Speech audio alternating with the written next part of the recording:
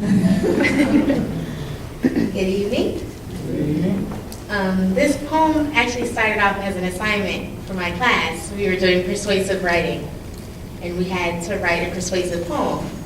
So this kind of evolved from that. It's called Ode to the Unborn.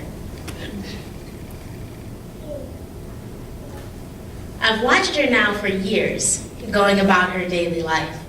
She has everything going for her. A career, mother of two, a wife.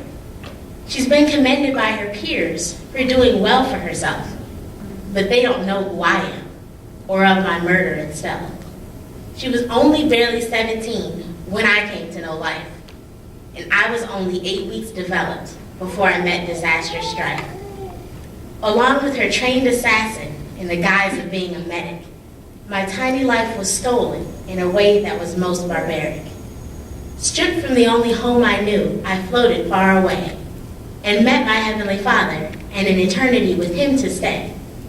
From my heavenly bed, I watched my mother, pretending I didn't exist, moving on with her new life, feigning a truth that wouldn't persist. She acted without remorse. She showed no sorrow that I was gone. My life had simply been wiped away, an unwanted nuisance withdrawn. I looked to my Heavenly Father and asked, what purpose did I serve? How could you let her walk around like this? How could she have the nerve? He replied, don't fret, my tiny servant. Your life was not in vain.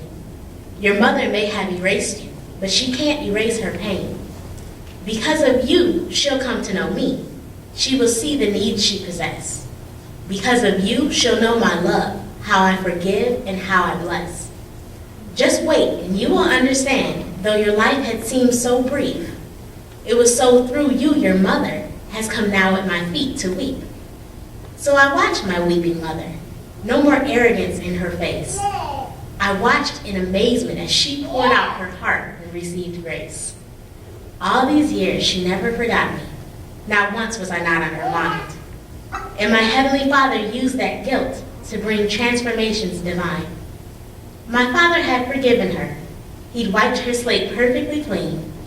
He wrapped his arms around her, and on his breast she began to lean. No longer so resentful, no bitterness in my heart. I praised him for my mother, and for the change in which I took part.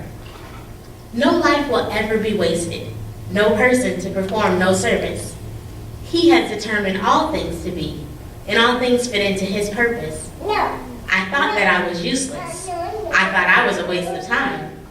No, dear child, he told me, I used you to make her mine.